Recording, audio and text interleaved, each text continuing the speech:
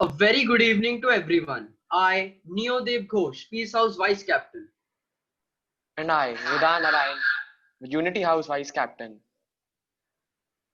Welcome you all to the digital platform of BHIS Council Chronicles. BHIS has always been innovative with respects to its extracurricular activities. BHIS Chronicles time and again has been making lovely endeavors to open the arena of widespread knowledge through the vast spectrum of speakers from different fields. BHIS Student Council takes the initiative with an enterprising and informative session with Mrs. Puja Garg. Ms. Puja Garg is an entrepreneur and social activist. She is the director and partner in a renowned distribution house spread all over UP, Uttarakhand, and New Delhi, dealing in international retail brands. She co-founded Amara, fashion and lifestyle exhibition in 2010. In the last 5 years, she has given her precious time to Flow Lucknow and pursued its social initiatives zealously. Women empowerment is a cause she has always championed. She is the fifth chairperson of FICCI Flow Lucknow chapter. We would like to welcome our guest speaker for the day, Ms. Puja Garg, who will throw light on a journey against all odds. Not wasting much time, let's ask our guest speaker to talk magniloquently on this topic, which will lead us to give approbation for her magnificent work. Thank you so much. Thank you, BHIS, for inviting me on this platform. It's a pleasure. Thank you. Thank you, ma'am. We would now request you to resolve a certain queries. A homemaker, a successful entrepreneur, and a super influential social agent of change. You have made a mark on each and every role you have undertaken. Which one of these is your favorite? So I feel that all these three roles have been three different journeys of my life, albeit being lived simultaneously. So I can confidently say today that though these journeys are very diverse from each other, not one of not one of them was less rewarding than the other. Having said that, each role that I essayed made me grow as an individual, and I believe that I gave each role the very best that I could. I can today look back and say that I did manage to do justice to each one of these roles of my life. Having said that, I think bringing up my two children and giving me the most pleasure and inculcating the right values, helping them to make the right choices, the right decisions in life based on their strengths has been most rewarding. So I think seeing them grow into two beautiful individuals is my biggest prize. Also, I also feel that creating a loving and healthy environment at home is most important. And this is where I derive my strength from. So no matter where I go, what I do, home is a place which I find maximum peace in. So I think I'm more of I think every woman is a natural, is a homemaker. It comes very naturally to them. And whereas my work and social responsibilities are concerned, I feel that my journey has just begun and there is a lot to be achieved yet.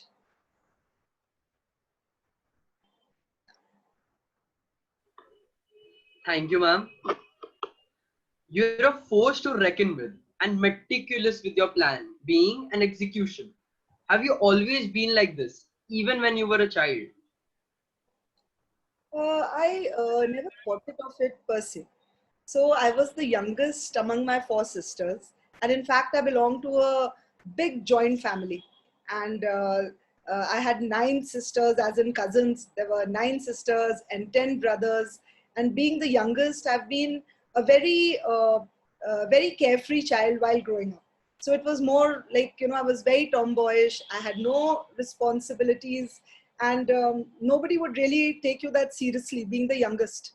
So I think most of my childhood was just spent without any sense of responsibilities. But I think a big change came in my life when I went away to the hostel. And that was a huge step.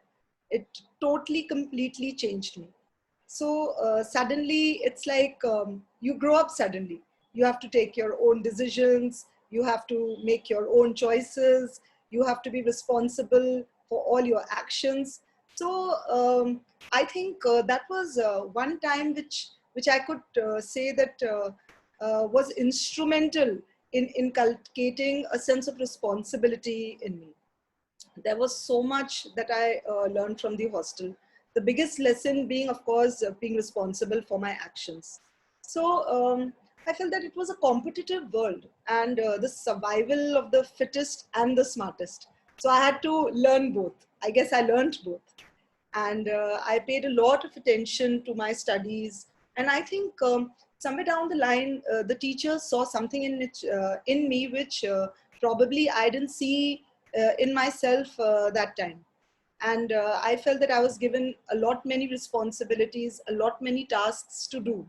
And I took them up at that point of time just to not miss home that much. But I think that each task or each responsibility which I took, I wanted to excel in and perform to the best of my capability. So while doing my work, uh, I always, so I never usually think of a plan B, because I feel that if you meticulously plan something and you execute it, plan B comes much later. So with that thought in mind, I look at the finer details in planning any event or any work which I do. So yes, I wouldn't say that I'm a perfectionist, but almost near to it. Thank you, ma'am. Thank you, ma'am. So the next question is, one second. What is a normal day in the life of Puja Garg? What pies do you have your finger currently in? Okay. So I feel that the last 1 year has been like none other. It's a pace I have really never worked upon. Um, in my previous, as an entrepreneur, the pace was set by myself, and I would work from home and plan everything accordingly. But when I took this responsibility as the chair person of Flow Lucknow, a lot of things changed for me. There was a lot of planning, a lot of things which needed to be done. So I think now I have to plan my day in advance. There are a lot of meetings happening, and there are a lot of initiatives which we have taken under Flow which need to be executed. So I think the whole day goes in planning that. And I think I only get time in the evening now to really unwind and spend time with my family. And if given an opportunity, I would love to curl up with a book. That's one of my favorite pastimes. Thank you, ma'am. Ma'am, today Amara is a huge brand in the field of high profile exhibitions in the whole of North India. Tell us the story behind the idea and the brand. Okay, so you're making me go back 10 years almost. And so it began on a very simple note that since I've already told you that I belong to a joint family and I had so many cousins. So just a simple quest of buying the right Rakhi for my brothers. It used to be a huge event, Rakhi in our family. And I realized that whenever I would go out to buy the right Rakhi, I never found the one which I was looking for. And usually I would call it from some other city or where my sisters were. And eventually, one fine time, I was away to my sister's place, and I got these beautiful Rakhis from there. So while picking them up, I thought might as well pick it up a few for my friends. Maybe they are in the same boat as me.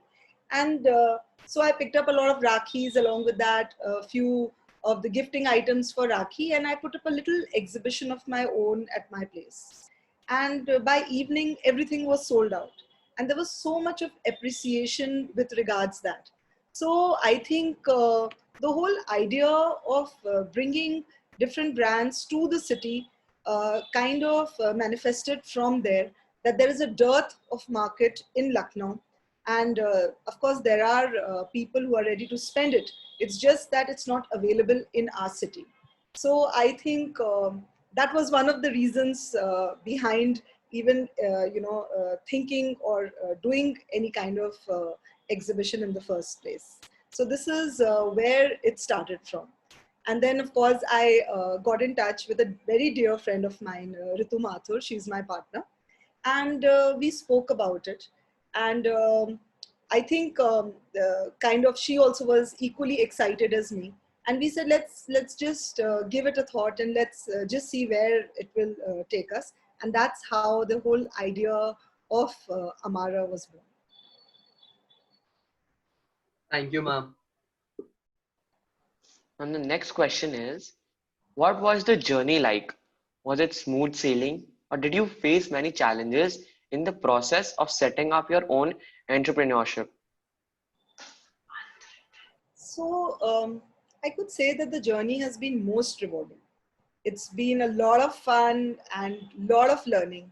So when we started, we were so young, and we were very excited women, and there was no one in the field. There were no predecessors and no reference points for us. Yet that is one thing I would say, that it brought us maximum satisfaction, that we were creating something from the scratch. It was literally our baby, and we nurtured it and helped it grow to its full potential to what is today. Having said that, coming from a two-tier city, we had a lot of challenges in hand. I still remember that whenever we used to call the exhibitors and we used to talk to them about Lucknow, they were least interested. They used to say that it's a very conservative town. Our product is not going to sell there, and you shouldn't be thinking of an exhibition in a place like Lucknow. So there was a lot of people who didn't believe in our city or in the exhibition. But I think we too were relentless, and we pursued. We said, no worries. Whoever, if one door shut at us, I'm sure, we were always that there will be somebody else who would say yes to us.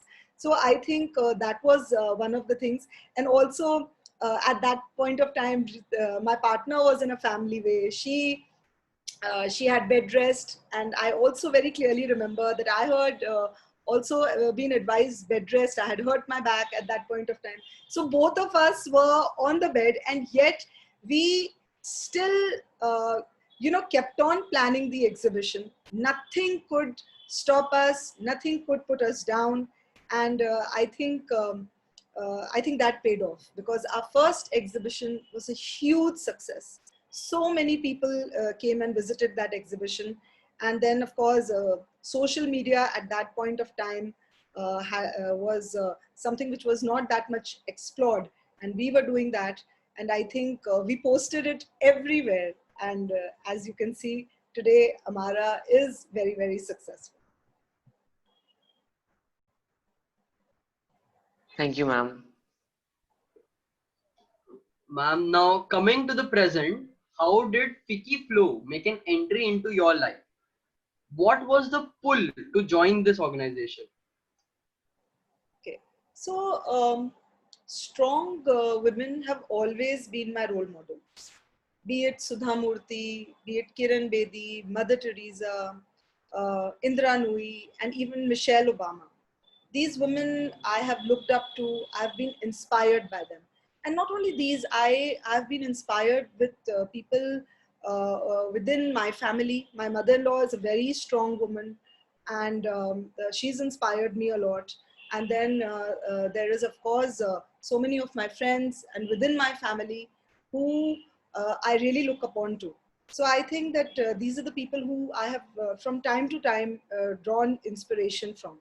So I feel that when you yourself are empowered, only then you can empower another person, another human being. This is a motto which I live with. A lot needs to be done. And if I would quote, India ranks 136th worldwide in the women's economic participation. And as for women in leadership, it's less than 15% against the global average of 20.6%. So, as I grew personally and professionally, the need to give back to the society by making more and more women self-reliant and empowered grew in me. And I felt that what better organization to associate myself with than FICCI Flow. The ladies, so Flow is the women wing of FICCI, and it has 8,000 members. And I quite related to the vision and the mission of FICCI to become a dominant voice for women in India in their business and profession, and to be a thought leader for working women in India, their voice for policy change, and a guardian of their interests. So I think to make women economically empowered was the biggest reason to join Flow. I think that is the main pull. Thank you, ma'am. Ma'am, how did you work towards heading this admirable institution? So I think, Vedant, that it's been a very organic growth. I began at the lowest rung of the ladder and climbed my way up. In fact, the first responsibility which I got was akin to a spot boy.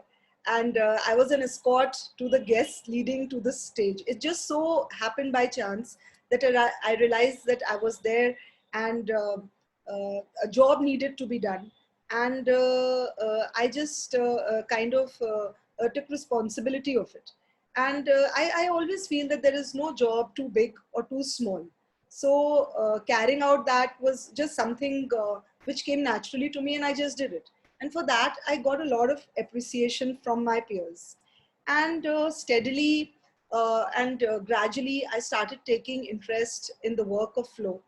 And slowly I realized I wanted to play even a far bigger role, which would bring about a change in the lives of more and more women. So the last 5 years have been a journey of I think a lot of hard work, of learning, of understanding myself as a person, of personal growth, and being a voice to innumerable women. So I think, yes, that has been one of the most important things, reasons behind to, take this place today. Thank you, ma'am. The pandemic hit us only few days before your swearing in ceremony. What were your feelings and how did you prepare to face this challenge? So I think more than anything else, the pandemic took me by complete surprise. Not in my wildest dreams did I think what lay ahead. I mean, I just never imagined that all that I had planned for, all that I had aspired for, would suddenly come to such a standstill, would just come crashing down. And there were a lot of challenges, just facing me right there. And the year which was supposed to be one of the most rewarding years had turned out to be the most challenging. I was a leader of a 200 strong women organization. And already I could hear whispers of people actually sympathizing with me and writing me off. They said that it's a dead year. There's a lot of criticism with regards, that nothing can be done now. And but there were also a lot of supporters who believed in me. So I was taking the mantle of a chairperson in the most trying times ever. And I think I took office on the 9th of May, exactly a month later than the day we were supposed to. The lockdown happened in March. And till the 9th of May, I had to relook, replan, start from the scratch. And so that was a time of um, a lot of introspection also, and yet a time to act also. So the webinars had begun, and everybody was planning that. And I think that there lay the biggest opportunity. I realized that the biggest challenge which was thrown at me was also turning out to be my biggest opportunity for me. So I realized that the world seemed smaller. Everything seemed possible within my reach. Through this virtual platform, I could reach out to people from across the world. I could call them, all of those people whom I had admired. Now I could probably write to them, and uh, they were reachable. And people of substance living in other countries who I look upon to. So I think we wrote a letter to Sudha Murthy ji, and thankfully she said yes. And I think much to my joy and happiness, when she came to Flow Lucknow as the first speaker in my term when I took this mantle, it was a time of such joy, and I felt that everything is possible. And I started my planning. I started doing things on a totally different thought process. And I had a wonderful team, a team which helped me plan, a team which supported me. So I think, yes, these were the challenges, and where we reached, where we started, it was good. Thank you, ma'am. Ma'am, can you tell us about your experience as a chairperson so far? What have been the milestones that you have achieved? Okay, so as I've also told you earlier, heading Flow has been very rewarding. It's a very rewarding experience of my life. Flow Lucknow is a home to most influential, powerful, and dynamic women in the city. Leading this group of super achievers has enriched my life, and I hope I have been able to make that dent as well in theirs. So I also, having said that, I also believe that behind every successful woman is a tribe of other women who have their back. So my team has stood by me with every decision, every task, every project we've done together. So I think they are the reasons why Flow today stands tall, and not only among other chapters, but in the society as a true agent of change. As far as the milestones are concerned, bringing change to the lives of women at the grassroots level, bringing in great minds of our world to my chapter, thereby enriching their thoughts and actions. I mean, Sudha Murthy, Kiran Bedi, PV Sindhu, um, then there is Chitra Banerjee Devakaruni, Maharani Radhika Raje Gaikwad, and many more. Such women I have been able to get to Flow Lucknow chapter, and these have been my milestones. Thank you, ma'am. Coming to the most important part, tell us about the initiative that FICCI Flow is taking towards improving the lot of women in society. Okay, so Flow from time to time takes a number of initiatives. I will talk about the initiatives which I have taken up this year, and which has been a mandate for us from the head office, and that was the adoption of a village or an NGO. So I think that has been one of the most empowering initiative taken by us so far. So in the rural sector, Flow aims to facilitate the growth and transformation in the lives of women in the village. So the objective is to empower women in rural India and thereby eradicating poverty and unemployment. So keeping that in mind, we adopted an NGO which was working in this is working in the Sultanpur belt, and it has 980 self-help groups comprising of almost 10,000 women. So they were involved in the production of local handicrafts, food processing, and production and sanitary napkins. So what we did was we stepped in to help them market their products better, to provide them expertise in marketing and packaging, and connecting them to the right agency who could help them upscale their livelihood by introducing newer techniques. In fact, this Diwali, we trained them in making colorful diyas, and with the help of our members and our friends, we've been able to procure a substantial order for them. Another thing which is close to my heart is the health of the girl child, and it's something which I've strongly advocated. So, in our endeavor to spread awareness, we did a train the trainer program where we partnered with educational institutions to train their teachers to talk about girl students on the subject of menstrual hygiene in an informed and an engaged manner through tools which will make the topic easy to explain and understand.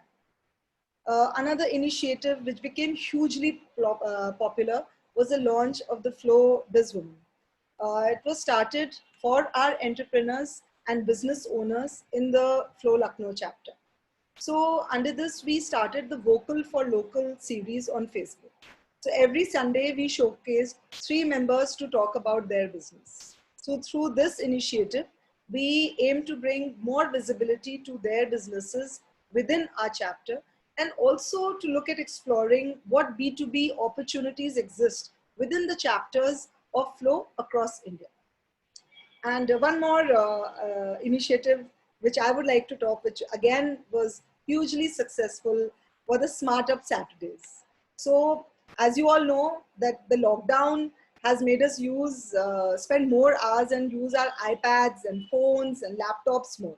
So in fact, the pandemic, I think the digital media has effectively kind of replaced the newspapers and magazines and apps, and our lifelines to survive the storm. We're totally dependent on the digital media. So we decided to convert the Saturdays into Smart Up Saturdays, where our members would learn about various aspects of digital media and learn about the various apps which will empower women to deal with the digital world. So I think that was one of the most popular among our members. I think this is more than enough. I've been speaking.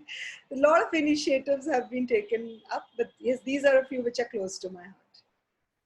Thank you, ma'am. Coming to the most critical question so far, what steps do you think the government can take to improve safety of women in the workplace? What are your recommendations? So, Mission Shakti was initiated by our CM, Shri Yogi Adityanath ji, and he called upon Flow as an organization to give its inputs. So we have sent a recommendation, a lot of things which we recommend for him to, kind of manifest in his whatever plans he has for within the government rules and regulations which he's coming up with for the women. And I think a few which we have recommended is the awareness campaigns at college and universities and industrial areas about rights of women as well as methods of redress. We've also, kind of recommended handbooks for the rights of women employees to be made mandatory for all employers. And even with the school curriculum, should have the basic rules for treating women or the girl child. The boys should be schooled at a very early stage to respect the women, the teachers, and the girls' class fellows. This is one of the recommendations. We've also recommended a pink line buses for women on major roads. Pink line shared auto services for women commuters, cabs to be women friendly and secure for women, women drivers, registered drivers, secure vehicles with video cameras. These are a few things which we've recommended. Also, a lot of women come from villages and from nearby areas to work in the industries. So we have requested for roads and lanes to be well lit, CCTV cameras to be on the roads and streets. And lot many times, if you realize that a lot of the parking lot areas in malls, they are not lit well. They are very dingy, and women feel scared. So we have recommended that women constables should be there at all points of time, and again the CCTV cameras and well lit parking lots should be there. So these are a few recommendations which we have provided to them, and even with the industries also we've provided that there should be no toleration for molestation or sexual intimidation. These are a few things: separate and discrete toilets for men and women. So all of these and many more recommendations we have given to the government. Thank you, ma'am. Ma'am, who has been your biggest support, or who is that one person who is the wind beneath your wings? So, see, I feel that the family is your biggest support system. They, if you do not have a strong family support system, you cannot achieve much. Uh, my family have been very, very lucky to have a very accommodating, very helpful uh, um, in-laws, the children, who have kind of put their needs on hold to accommodate mine many a times. They knew the challenges which were coming my way, and I feel that they have been my biggest cheerleaders. And in whatever I have done so far, they have always supported me. But having said that, the one person who I would totally give all my credit to is my husband. I think without him, not a single step of my journey would have been possible. He's one person who has never ever restrained me from doing anything. Whatever, at any point of time in my life, I have sounded him an idea or a thought, he would hear me out with a lot of patience, and always given the correct input, a very, very sound advice. So I think somewhere down the line, had it not been for him, I wouldn't have reached so far. So I think he's that one person whom I'm very, very grateful for. And yes, he is the man and the wind beneath my wings. Yes. Thank you, ma'am. What do you intend to do in the future? And can you please tell us about your future plans? So there's a very famous saying by Mr. Rajiv Gandhi: I am young and I too have dreams. So my dream is a very cherished one, is to be the agent of change, however small, um, who brings a smile to the lost and withered faces of the voiceless women. Today I am empowered, and I want nothing more than to empower more of my kind, to break the barriers of illiteracy, poverty, poor health facilities, financial dependency, lack of opportunities, and prejudice by reaching out to so many vulnerable women as I possibly can. I believe, in the words of Michelle Obama, that we are the ones that we've been waiting for. We are the change we need. So I have, in my time as a chairperson, given importance to all of these dreams.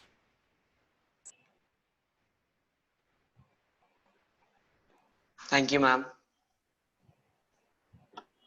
Ma'am, what is the message that you want to convey to us students today? So one thing I want to begin with by saying is that success is no accident, and it requires a lot of hard work, perseverance, learning, studying, a lot of sacrifices, and most of all, a passion and love for what you're doing. So I feel that while you are choosing or you are working hard, choose the right people to be with you. Choose the people who lift you up. In fact, if you want to reach that top, if you want to reach the top, don't run over others. It's important to take the people with you on your climb to success, as they form the backbone and the structure on which your success is built upon. And one important thing which I want to tell you all is that never be distracted from your goals. So when you hear criticism or negativity, don't invest your energies in them. Believe in yourself, who you are and what you are capable of. When you believe in yourself, only then I think you can make people believe in your dreams. So when you've worked hard and done well, walk through that doorway of opportunities. Do not slam it shut behind you. You reach back and you give other folks a chance and the same chances that helped you succeed. And it's very, very important. So that's my message to all of you. Thank you, ma'am. Seeing that we have no further questions, we would now like the audience to ask 1 or 2 questions. We will only be entertaining 1 or 2 questions. Ma'am, ma'am, Yes. ma'am, was your goal? Ma'am, what was your goal as a child? Is it My the goal- same of what you are now? So, as a child, I wanted to be a journalist. I loved writing. I loved penning my thoughts. And in my free time, I would write poetry. And at one point of time, I did think of being a journalist. But I think life had other plans for me. Ma'am, I wanted to ask another question. Please Ma'am, go. ma'am, do you think that it's high time for parents to teach their sons that little extra instead of putting extra boundaries on girl child about how to behave, how to talk, what to wear or what not to do? Yes, I think it's most important today. I'll tell you a story. A story, rather, it's a real thing. I have a son and I have a daughter. And as I said, that I have raised them with equal values. There is no differentiation between the girl and the boy. It's very important that today, when you are telling your girls to do or not do certain things, it's very, very important to also teach your boys as to what you can do and what you cannot do. From a very young age, you need to be told that how to respect your sister or how to behave with the girls in your classrooms. It's very, very important for us as parents to teach you. It's not only the responsibility of the parent, in fact, it's the responsibility of the school as well. And I think each school should start that from a very early stage of making, of holding classes uh, with, with, with, with the children, telling them that what is the right behavior, what should be done, and how you should conduct yourself with the girls. Ma'am, Good ma'am, evening, ma'am. Misha this side. One of my question is that what encouraged you to follow your passion? What encouraged me? So I think a strong will to do something, to achieve something in life. I was ambitious and I was looking at a platform where I could kind of explore my capabilities of doing. So I think all of these things have been very important. And also I feel that um, every person is born um, with some kind of uh, I wouldn't a sense of responsibility to yourself. It's a thing what you want to do in life. I mean, like even you children, everybody has a thought that you want to do this or you want to achieve something in life. So I think there is always this thing that you want to become a person. It's just not a name. It has to have some kind of meaning to your life of who you are. So I think that was very, very important to me, to know who I was, and just not a name, just not a face, something who could bring about that change, who would matter. Thank you, ma'am. Good evening, ma'am. This is Anika. So my mom, Arti Gupta, has told you about many webinars. So who do you want to call next? Like, if you can call anyone in the whole wide world, who will you call? Michelle Obama. All right. Thank you so much. And can you even tell why? I admire the woman. I feel what all those things which she stood for. She's a very strong advocate for women's rights, and for especially for Black women. And I feel that what she has achieved, I mean, if you have read her book, The Becoming, it's such an inspiring story of how she began, where she began, and what she has achieved today. So I think it's a story which I would love to hear from her herself. And yes, that is one of the reasons. Okay. Thank you so much. Ma'am, Viraj has asked, do you feel it's right to draw boundaries for girls but not for boys? It's not right to draw the boundaries, period. The boundaries should be such which should be equal for both. I mean, if you see other countries, um, I think the girl and the boys in other countries are, they are treated as equals. It's only in country like ours where there is a boundary for a girl child, where from the beginning, from the time when she is born, she has been made to feel that she is somehow incapable, or is lower, or is less powerful than the male child. So I think now we are kind of in today's time. I think we are breaking those boundaries. We are bringing up our children far better than before, and we are the ones who are bringing that change within the society. So I think drawing boundaries should be for both of them equally, and just not for the girl child. Good evening, ma'am. This is Kashfi. Now, this is the last question. Everybody, we're not going to be asking any more questions. So, this is the last question. Ma'am, Yes, Agastya. ma'am, as a child, how can I protect women's rights? As a child. So Yes, ma'am. Okay, how old are you, Agast? Ma'am, 10. All right. So, Agast, firstly, I feel that you should first respect all women, all girls of your classroom.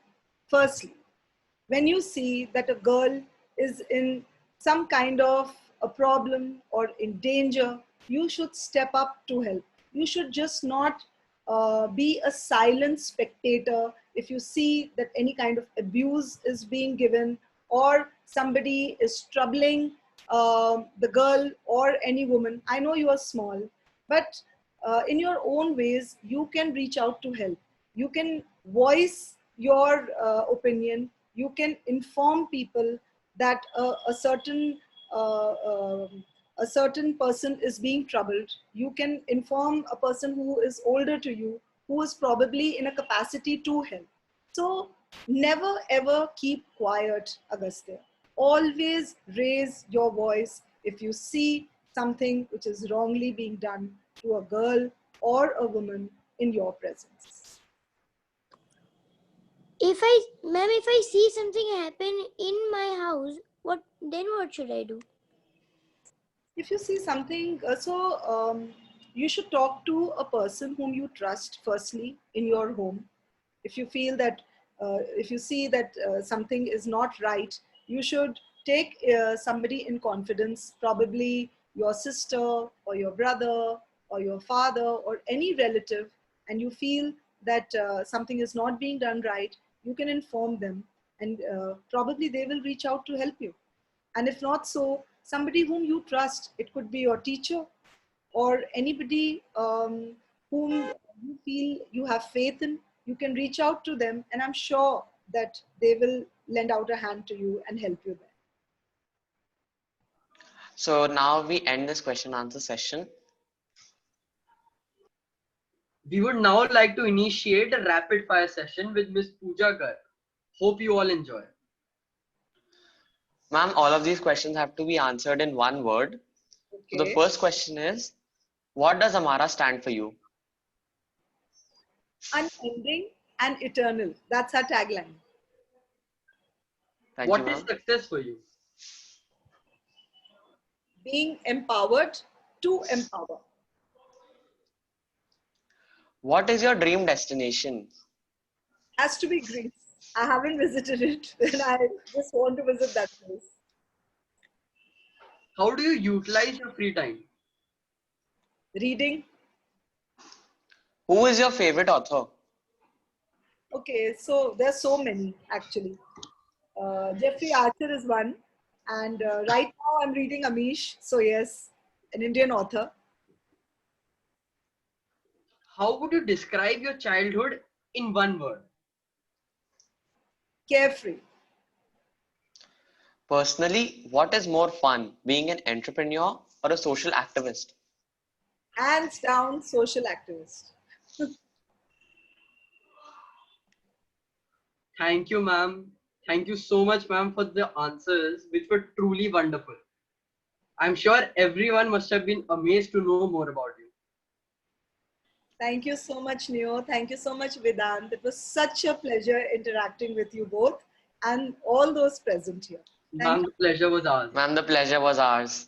Thank Thank you, ma'am, for that wonderful speech. We would like to give our heartfelt gratitude to our founder and CEO, Mrs. Preeti Agarwal, for initiating such talks, which kindles us in the curiosity and deepens our knowledge. We convey our gratitude to our speaker, Ms. Puja Garg, for the dynamic talk. Thank you so much, everyone, for being a part of this BHIS Council Chronicles. We will meet again next week on 7th November 2020 at the same time with another guest speaker. Thank you. Thank you. Thank you so much. Bye-bye. Thank you.